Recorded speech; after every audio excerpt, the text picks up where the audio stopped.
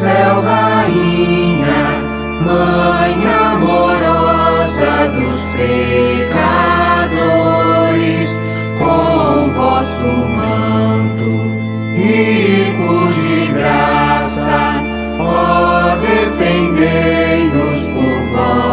Irmãs e irmãos, nós estamos nessa semana refletindo o sermão da planície de Lucas. Em Mateus é sermão da montanha, porque em Mateus há necessidade de colocar Jesus como o novo Moisés. Lucas não tem essa preocupação. Lucas escreve o seu evangelho para uma comunidade diversa, uma comunidade de estrangeiros. O evangelho de São Mateus é mais dirigido aos cristãos da casa de Israel. Então, Moisés, como era uma grande figura para o povo do tempo de Jesus, Mateus utiliza mais focado para o povo de Israel. Lucas é o evangelho mais aberto. Não é o sermão da planície, não tem necessidade de colocar Jesus como novo Moisés.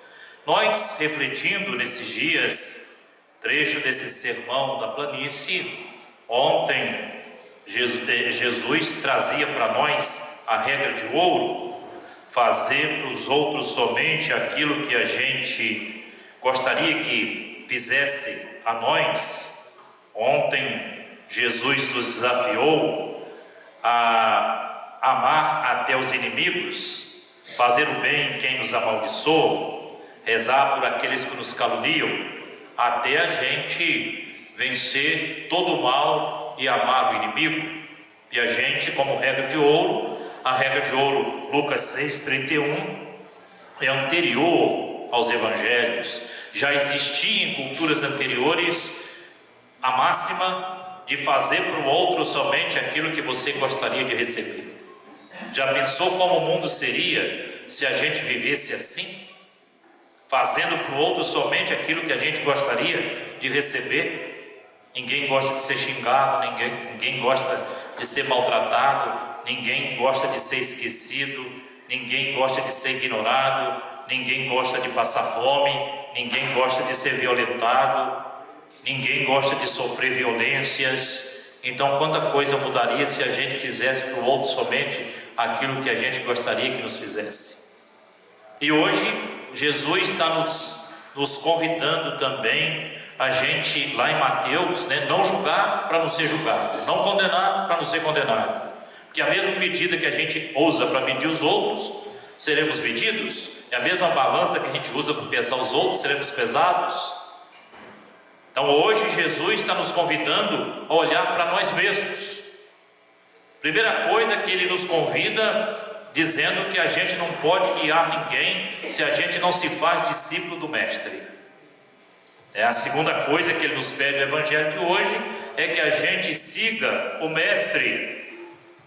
Um discípulo não é maior que o seu Mestre. Todo discípulo bem formado será como Mestre. Então nós precisamos, desse segmento de Jesus, nos tornarmos, para que a gente não se torne guias cegos, que vai cair os dois no buraco. Se a gente não caminha na luz, a gente não pode guiar ninguém no caminho certo. Então a gente vai caminhar às escuras, os dois, que a gente der a mão. Então nós precisamos de aprender do Mestre, e a gente sabe como é o Mestre: é manso e humilde de coração. A leitura da missa do próximo domingo, da exaltação da Santa Cruz, é Filipenses 2. Tem em vocês os mesmos sentimentos que havia em Cristo Jesus. Ele não vai se apegar à sua condição, sendo Deus, mas vai se tornar escravo até a morte e morte de cruz. Por isso o Pai vai exaltá-lo. Então nós precisamos aprender do Mestre a esvaziar-nos de nós mesmos, para que Deus possa preencher o nosso coração e a gente assim se tornar luz para o mundo. Em Mateus 5:13 e seguintes: vós sois a luz do mundo, vós sois a cidade construída sobre o monte, vós sois o sal da terra. Se a gente praticar boa obra, seremos luz seremos pessoas que dão sabor à vida e ao mundo, e seremos um monumento que ninguém pode deixar passar despercebido, que é uma cidade construída sobre um monte. Essa comunidade aqui está bem no monte. A gente chega na vila aqui, a gente já vê a torre da igreja. Mas o cristão hoje, como discípulo de Jesus, membros dessa igreja, ele tem que ser um sinal no mundo de luz, de sal, de cidade construída sobre o monte, praticando boas obras onde quer que vá, onde quer que esteja. Lá é o lugar da gente dar testemunho que nós somos discípulos do Mestre, que se esvaziou de si para que Deus o preenchesse e ele se tornasse o sinal da salvação. Ele é a nossa salvação, Jesus. Então, depois Jesus, é uma coisa muito simples que ele fala, a questão do cisco no olho, né? Tem gente que é mineiro e diz que caiu um trem dentro do olho, né? E quando cai o mínimo de alguma coisa, uma partícula particulada nos olhos da gente, aquilo tira a alegria da gente. E a gente, geralmente, a gente não pode coçar os olhos. Ou a gente pinga um colírio, ou a gente põe um pouquinho de água, a gente lava para ver se sai, e às vezes ele persiste em não sair. Ou você não tem competência para isso, você vai num posto de saúde, você vai no hospital, você vai no oftalmo, e ele vai, muito puxar a pálpebra, pegar um cotonete bem, sensível, que é uma região sensível, e vai tirar aquilo que precisa ser tirado dos nossos olhos. Muitas vezes a gente quer fazer essa obra de caridade, tirando o cisco do olho do irmão, da irmã, mas a gente não tem condição de enxergar porque tem uma trave no nosso olho. A gente está praticamente cego, e às vezes a gente não vê aquilo que está nos olhos da gente, mas a gente vê o cisco que está no olho do irmão. Aqui Jesus nos convida à conversão, à mudança de vida. Como que a gente pode querer tirar o cisco do olho do irmão se a gente não tira a trave do nosso olho? Alguns exemplos práticos. Como que um pai, uma mãe, uma avó, um avô vai cobrar da criança de ir à missa se ele não vai? Qual é a autoridade que vai ter quando isso acontece? Graças a Deus, isso acontece mais lá na minha paróquia de Santo Antônio, em Volta Redonda. Lá acontece. Mas acontece também na paróquia do Padre Rafael Duque, que é botafoguense. Desculpa falar dos botafoguenses hoje. Padre Miguel, meu Deus, escapou. Então, irmãs e irmãos, a gente perde a autoridade. Como que uma pessoa pode corrigir uma criança que fala palavrão e não deve falar, quando o pai, a mãe, o responsável xinga o dia inteiro, fala palavrão o dia inteiro? Que autoridade você vai ter para corrigir a criança quando ela solta o palavrão? Criança vê, criança faz. Então aqui Jesus está nos convidando a conversão. Jesus está nos convidando a olhar para nós mesmos. Antes da gente tentar corrigir quem quer que seja, a gente tem que se autocorrigir com a graça de Deus. A gente não está sozinho nessa empreitada de conversão e de mudança de vida. Vejam vocês, São Paulo escrevendo a Timóteo, olha o testemunho dele de mudança de vida, olha o testemunho dele de ser alcançado pela misericórdia. Agradeço àquele que me deu força, Jesus Cristo, claro, Cristo Jesus nosso Senhor, pela confiança que teve em mim. Então Jesus sempre confia em nós, Deus sempre confia em nós, porque nós somos os seus filhos e filhas, adotados pela graça batismal, nos chamando à santidade. Todos nós somos chamados à santidade pela graça batismal. Então nós somos adotados como filhos e filhas. Então Ele confia em nós, como São Paulo disse, pela confiança que teve em mim. ao designar-me para o seu serviço. Para designar para o seu serviço. E aí ele vai dar um testemunho do alcance da misericórdia na vida dele. Ele confessa o seu pecado ao designar-me para o seu serviço, a mim que antes blasfemava, perseguia, insultava. Tem uma outra carta que ele vai dizer: eu que perseguia e devastava a igreja de Cristo, a sua misericórdia me alcançou. A gente nunca pode dizer que uma pessoa não tem jeito, olhando para o testemunho de Saulo transformado em Paulo.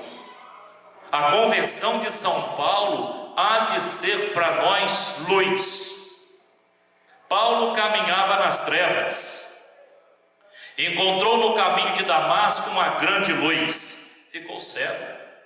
Se a gente está numa escuridão e se acender uma luz muito forte na direção dos nossos olhos, a gente não vai enxergar, a gente vai ficar às escuras. Uma vez eu correndo para casa para escapar de um temporal que estava chegando. Eu voltava da escola lá em Arrozal, andava 3 quilômetros, 4 quilômetros para chegar à escola. Eu fazia contabilidade à noite, estava eu e meu irmão Jairo, voltando, correndo mesmo. De repente, deu um relâmpago tão forte, a noite se transformou em dia. Eu estava com a vista aberta. Quando passou a luminosidade do relâmpago, eu disse para o meu irmão: Jairo, me dê a mão, não enxergo nada. Se a gente tiver uma treva e um brilho de luz muito forte, ao invés da gente enxergar, a gente vai deixar de ver. Então acontece, Paulo, que caminhava nas trevas, ele encontrou uma grande luz. O texto diz que ele ficou cego 3 dias. Claro que é a iluminação, e depois teve o batismo, depois teve a sua acolhida, que Ananias não queria fazê-lo, não queria acolhê-lo de jeito nenhum, a fama dele era péssima. E quem é que chama Barnabé ao serviço? Claro que foi Deus, mas qual foi o canal da bênção? Barnabé. Quando a igreja chegou em Antioquia e a igreja mãe de Jerusalém reconheceu que era realmente os cristãos, Barnabé lembrou Saulo. E como era Barnabé? Homem piedoso e cheio do Espírito Santo. Quem tem o Espírito Santo em si é capaz de ver no irmão e irmã não o cisco do olho, mas a pessoa como tal. Às vezes a gente é minucioso ao enxergar o defeito do outro, a falha do outro, o pecado do outro, mas a gente não enxerga a grandeza do irmão e da irmã. E Paulo confessa aqui hoje: a mim que antes blasfemava, perseguia e insultava, mas encontrei misericórdia. Olha o testemunho bonito de Paulo: encontrei misericórdia, porque agia com ignorância de quem não tem fé. Então nós também tantas vezes caminhamos na ignorância. A gente é ignorante quando a gente faz o contrário da vontade de Deus. Deus manda amar, a gente não ama. Deus manda repartir, a gente não reparte. Deus manda a gente não levantar falso testemunho. Eu dissemino mentiras pelas redes sociais e verbalmente também faço a mesma coisa. Ele manda a gente não julgar, a gente julga. Ele manda a gente ser da paz, a gente é da guerra. Ele manda a gente unir, a gente divide.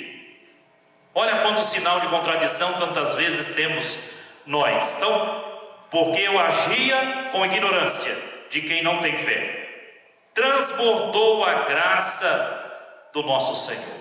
Olha só, olha a abundância da graça. Transbordou a graça, o transbordamento da graça de nosso Senhor, com a fé e o amor que há em Cristo Jesus. Fazer a experiência. Padre Miguel está atendendo as confissões, e o Papa Francisco lembrava: quando o padre está no confessionário, ele não é um juiz que julga o pecado, mas ele é aquele que, em nome da igreja, acolhe a confissão do penitente, manifestando ao irmão ou irmã que errou, pecou, se arrependeu e quer confessar, essa misericórdia transbordante de Deus. Esse é o sacramento da reconciliação.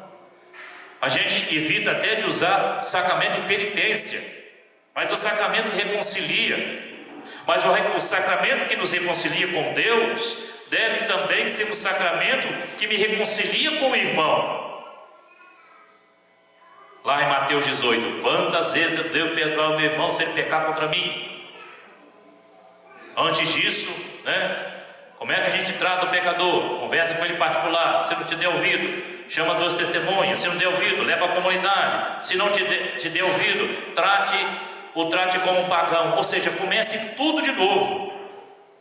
Aí depois o Pedro pergunta quantas vezes devo perdoar. 70 vezes 7 vezes vai dizer Jesus. E depois vai contar a parábola dos dois empregados, que devia muito, que devia pouco. O que devia muito pediu perdão, foi perdoado tudo, mas foi incapaz de perdoar aquele que lhe devia pouco. E o patrão, depois, sabendo daquilo, mandou jogá-lo na prisão até que pagasse tudo que devia. Quando queria sair da prisão? Nunca. Quem é que o condenou ao castigo eterno? Ele mesmo. Toda vez que a gente não perdoa de coração, eu fico escravo do irmão. Se eu tiver alguma coisa contra a Edith, só para dar um exemplo, tiver alguma coisa contra ela, se eu não perdoá-la, eu fico escravo dela. Toda vez que eu lembrar até de uma santa nos altares, Santa Edith Stein, você fala, eu não gosto aqui desse nome, já me dá gastrite, já me tira o sono, já me tira o apetite, já me aumenta a pressão arterial, já altera a glicose, aí eu sou penalizado por isso.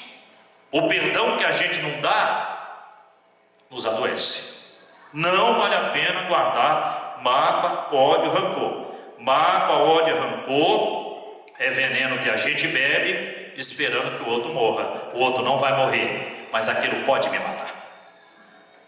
A primeira morte que eu experimento é a morte para a vida da graça. O que é a graça? O Padre Bernardo, que trabalhou comigo, o Padre Miguel conheceu muito bem, é falecido em 2013, 2 de agosto de 2013. Um dia, tomando um café da manhã, ele me dizia: Juarez, a melhor definição de graça de Deus que encontrei na Bíblia foi no capítulo 15 do Evangelho de João, quando Jesus declara: vós sois meus amigos. A graça é a gente permitir que Jesus seja o nosso amigo. Por que Paulo não era amigo de Jesus? Porque ele agia com a ignorância. Agia na ignorância. Blasfemava contra ele. Perseguia e insultava o Cristo dos irmãos. Então, a gente também, se a gente não vigiar, a gente pode não experimentar essa graça em nós, essa amizade de Jesus. Se a gente é verdadeiro amigo e amiga de Jesus, a gente vai ser amigo em casa, com os vizinhos, a gente vai amar até os tricolores botafoguenses e vascaínos. Não vai ter distinção de pessoas, nem pelo time, nem pelo partido político, por nada.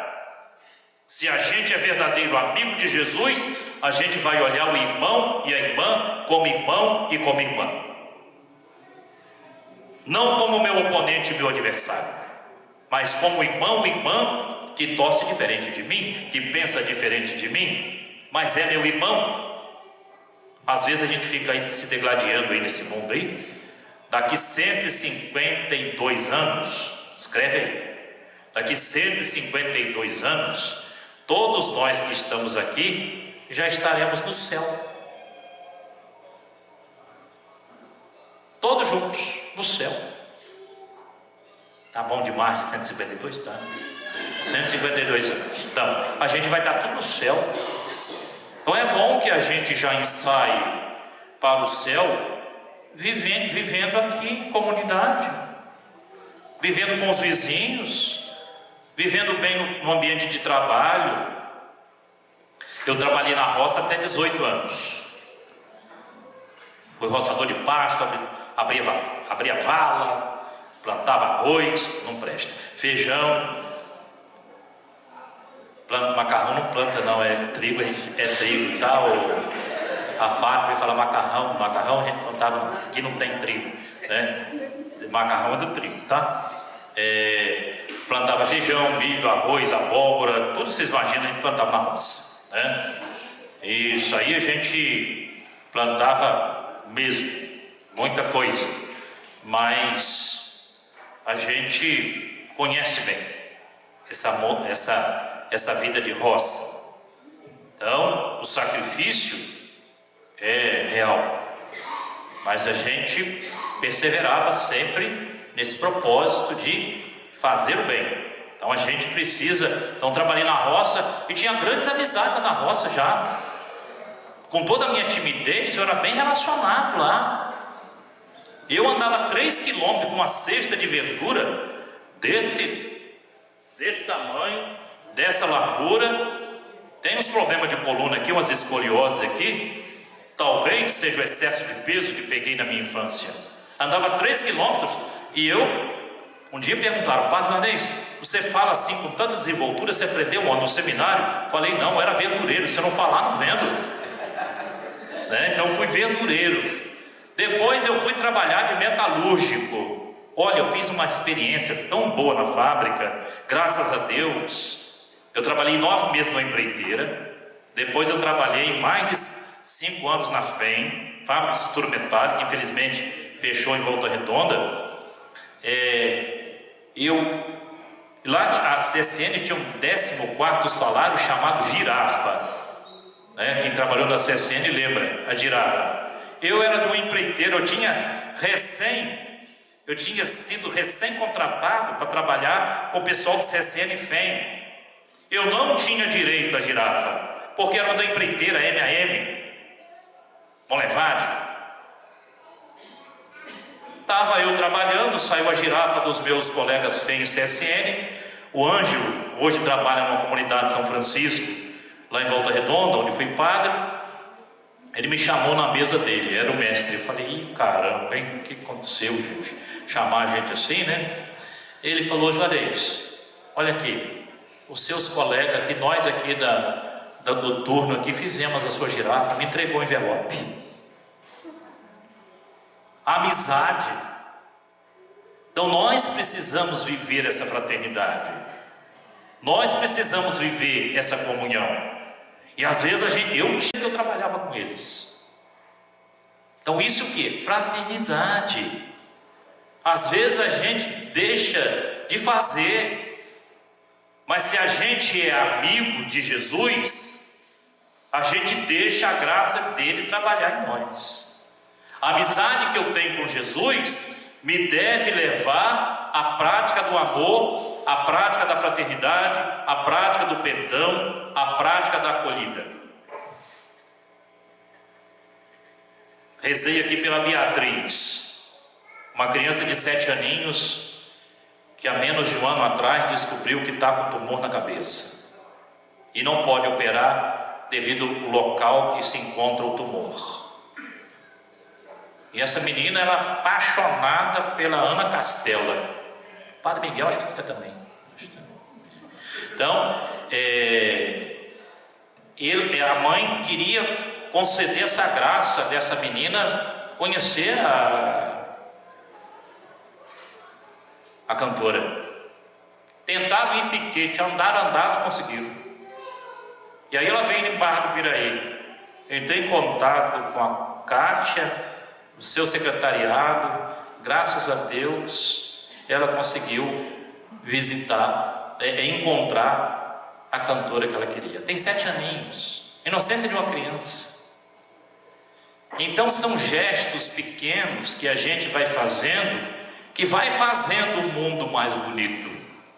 Então a gente não... eu falei muito esse versículo quando era padre aqui em Barra do Piraí. Colossenses 6,9. Não se canse de fazer o bem.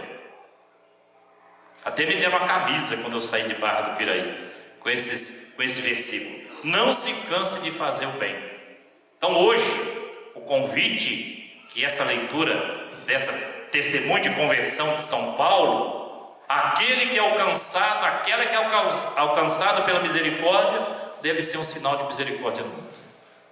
Então a gente não pode se cansar de fazer o bem, mesmo que a gente olhe ao nosso lado, mas tanta gente assim, mas tem muito mais gente fazendo bem que você não imagina.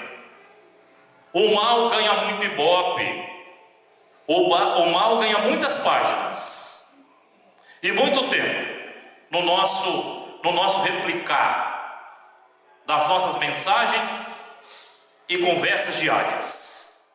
O mal ganha no nosso coração uma boa fatia do nosso tempo, mas nós precisamos de sermos propagandista do bem, propagandista do que é bom, do que é positivo, do que é saudável, do que é alegre. Então eu me alegrei muito quando recebi a foto da cantora com a Beatriz. Chorei de alegria. Estava dizendo que a prefeita anteontem foi visitar essa família. Estão muito gratos por uma coisa tão simples, mas que faz a alegria de uma criança. Então que Deus possa continuar derramando muitas bênçãos sobre essa paróquia, sob a intercessão de Nossa Senhora das Dores. E nós, exemplo dela, mas a gente tem que ir ao encontro daqueles que estão nas dores, das dores que nos cercam, e solidariedade com todas as dores do mundo. Que Deus nos abençoe hoje e sempre. Amém. Fiquemos em pé para dirigirmos ao nosso Deus com toda a confiança as nossas preces.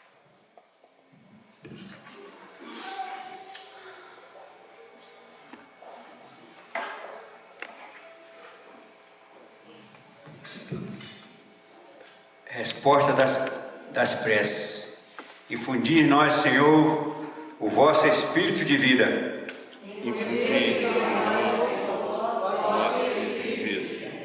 Para que este mês da Bíblia valorizemos a palavra de Deus, colocando em prática o ensinamento de Jesus, rezemos.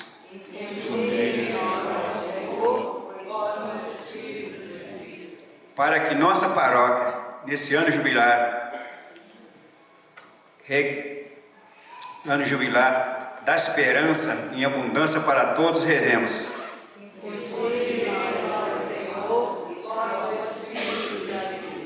Para que nossa paróquia esteja comprometida com os pobres, doentes e idosos, rezemos.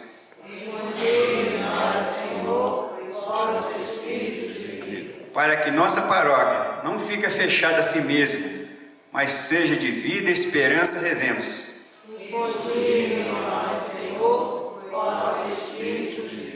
Para que nossa paróquia seja um sinal de esperança e vida, para que os nossos jovens e crianças, rezemos.